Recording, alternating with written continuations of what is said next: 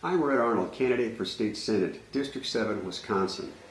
Today's discussion topic, this issue, is about the environment. I'm a conservationist. I'm a hunter. I hunt every year, and I'm an old Boy Scout, so leave your campsite better than the way you found it. And I completely agree with that. I completely agree we shouldn't be throwing pollutants into the water, into the air. And we're not. We've got cars that 30, 40 years ago literally had lead in the gasoline. As a matter of fact, around DC, I think the soil still tests positive for levels of lead. Lead tetraethyl fluorine, I think it was, because it used to be an additive, a lubricant in gasoline, until the technology caught up.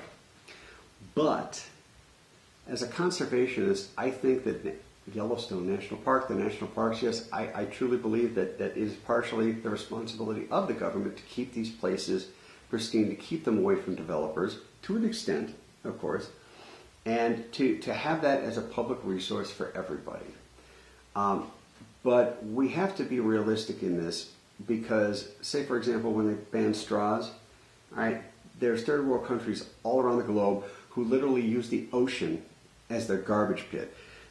Untreated sewage and garbage, all right, they just toss it into the ocean. That big pool in the middle of the Pacific Ocean that's just plastic, almost none of that is from us comparatively. But then you've got, like Bill Burr says, Nerd Jesus, Steve Jobs. Oh, I'm glad he's dead. Do you realize what kind of aquatic life forms are so happy that guy's dead? The amount of plastic, the new phone doesn't fit the old charger. Yeah, real genius. Well, he was a real genius to make money. But what does that do for the environment? All those phones, all those plastics, all those batteries, where do they go? Matter of fact, I was just reading the South Milwaukee magazine, and they talk about what's acceptable for recycling. Plastic bags aren't acceptable for recycling. Dairy tubs for butter and cheese and sour cream. Why are these not recyclable? I watched a program that said most of the bag, you get a plastic bag of Sargento cheese, for example, that's recyclable. Yet, according to them, they don't take it.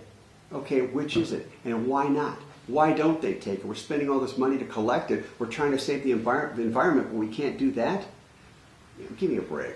So the fact that, say for example, Beijing, when the Olympics happened, all right, they had to literally shut down all their factories so that the smog wouldn't be seen on TV on how bad it was over there.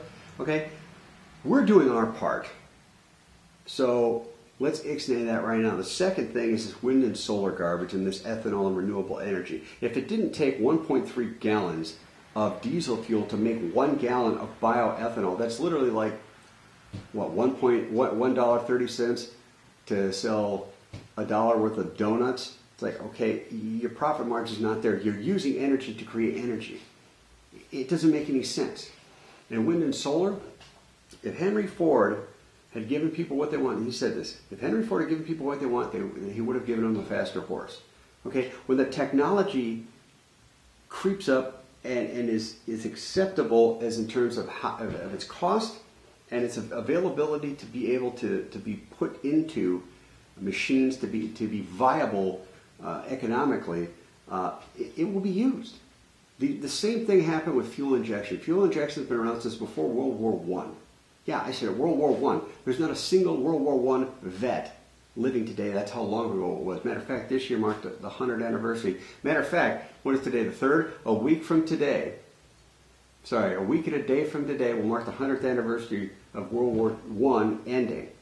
But World War I, they had fuel injection in the planes because a carburetor in a car, which is where the term car comes from, is gravity fed. The gas simply drips down. Well, if you're a plane and you fly upside down, there's no gas dripping down and you stall out. And if you can't get that engine restarted, you basically have to get lucky and glide, hoping you don't hit stall speed. Otherwise, that's why so many people died back in the day. So they had fuel injected directly into the combustion chamber. The technology's been around for over 100 years. And it wasn't until around 1988 where all cars, I think 1991 was the last year that the carbureted car was made.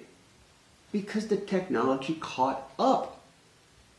The technology catches up, people will buy it. It will become cheaper, it will become better for the environment, more environmentally conscious. Which leads me to lifter reactors, LFTR, liquid fluoride thorium reactor. These reactors have been around since nuclear reactors first came on the scene. When they split the atom, Einstein did his theory of relativity. The physicists realized that this could be a source of enormous power with fission. Right? They realized that there were two methods to, well, there's numerous methods to do it, but the two big methods were the solid fuel rod cell, which is modern nuclear reactors using uranium, enriched uranium, which is what made the uranium and plutonium bombs, Hiroshima and Nagasaki. You have solid fuel, or you've got liquid fluoride thorium reactors. It's called a molten salt reactor because salt in a molten state has a lot of properties that allow for a lot of things to happen. Now I'm trying to generalize this for you here. But essentially, in a solid fuel reactor, you've got uranium rods, okay, and you have to achieve what's called critical mass. The mass has to be critical. So right here, if I have 3 pieces of uranium, 6 pieces of uranium, 3 in each hand, and I have them right here, nothing's going to happen. If I have them right here, nothing's going to happen. I have them right here.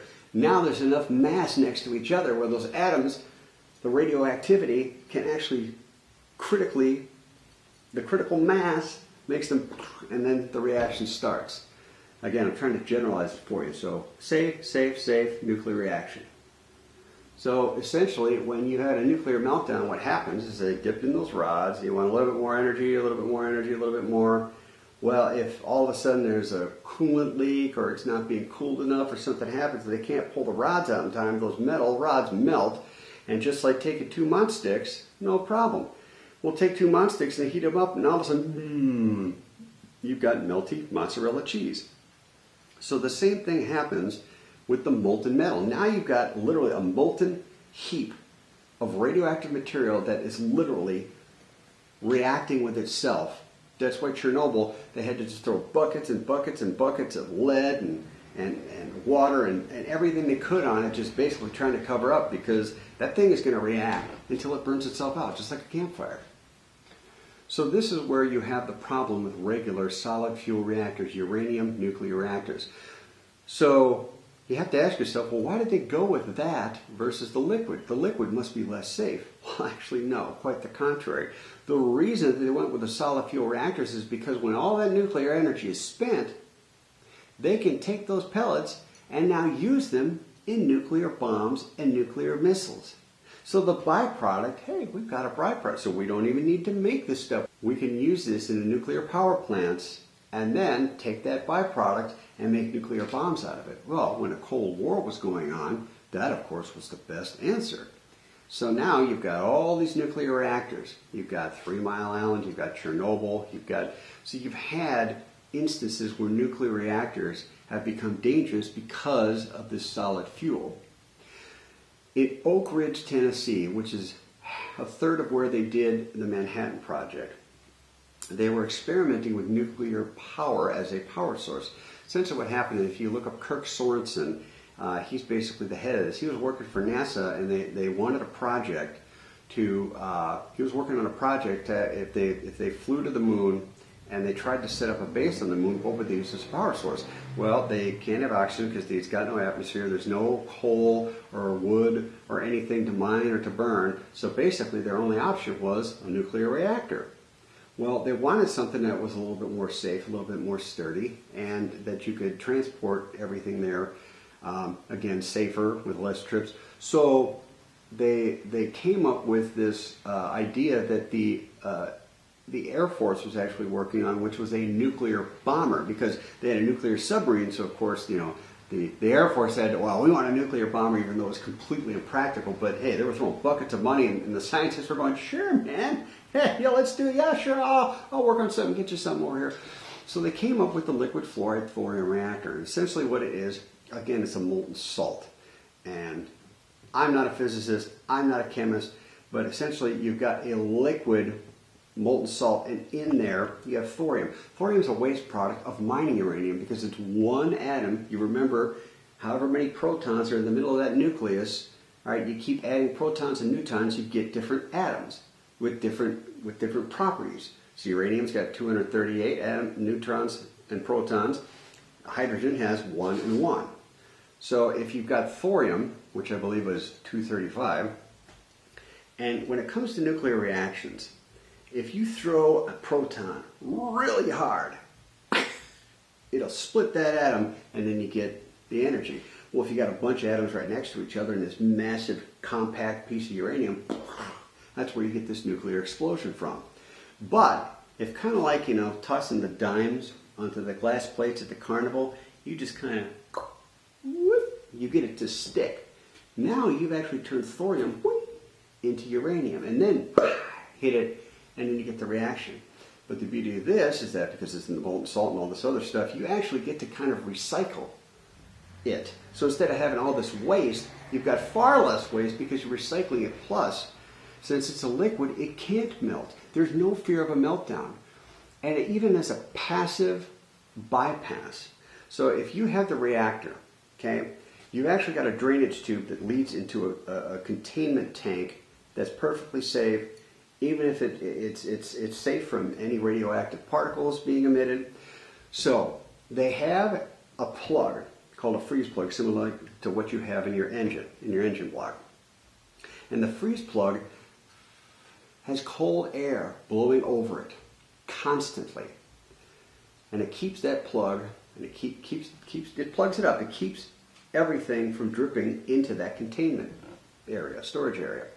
So even if the nuclear facility loses power, what'll happen is that melts. So the cold air is basically keeping the ice. Remember Superman 3 where he freezes the lake? So that's essentially what it does. It blows cold air over this plug. Well, if that cold air stops blowing, that plug melts and boing. So it's a passive system. So even if everything fails, if the earthquake at Fukushima would have happened, nothing would have happened because all that would have drained into a storage containment unit by the time the wave would have hit. China's building one, and I believe it's supposed to be operational in 2020. Why aren't we doing the same thing? Why? Because big oil controls everything, right? Well, so does big wind and solar. You look at the people who are pushing wind and solar, these people are pushing this climate change, these people who are having other scientists write these reports. It's really simple. What was the three-word phrase that I said in the other video? Follow the money. These people are getting rich off of this. Same thing with the people with the ethanol subsidies. They're getting rich off of the processing plant. They're getting rich off the corn. They're getting rich off of, follow the money. It's all about the money. Look at Al Gore. He's a perfect example. Flies around in a jet, drives a Cadillac, Escalade or whatever it is, gas guzzler, but no. Oh, and then he says if you're rich enough, you can buy to offset your carbon footprint. Okay, make you feel a little better. But again, if you got money, you can do it. Yet I don't hear any lefties going, oh my God, see the rich people, blah, blah, blah. You need to get rid of your hatred of one side to let another side basically get away with almost murder.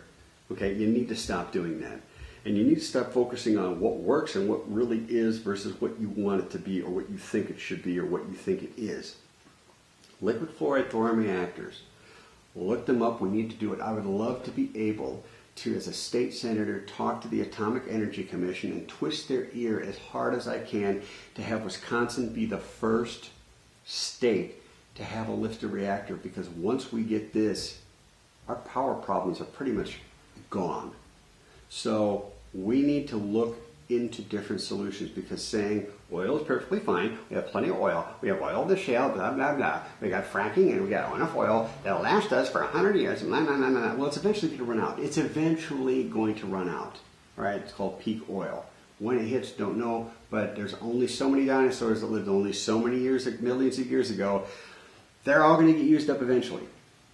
So we need to start looking at something else. And until wind and solar and photoelectricity, until that technology is such that we can actually harness that power adequately enough, we need to find a different solution. And that solution is a liquid fluoride thorium reactor. Again, 10 years from now, you're going to say one of two things. Wow, Red was right. I'm so glad we voted for him. Or, wow, Red was right. I really wish we would have voted for him. So it's real simple. If you guys want this when it comes to energy, gun control, jobs, anything, you need to vote for me, because, again, I guarantee you, your gas taxes will go up. You'll get toll roads even with Republicans in if I'm not in there. So if you have any questions about LFTR, liquid fluoride thorium reactors, go look up Kirk Sorensen. Contact him. I haven't been in contact with him yet, But if I get elected, that's going to be one of the first things I do. So again, if you have any questions, feel free to email me, voterarnold@gmail.com.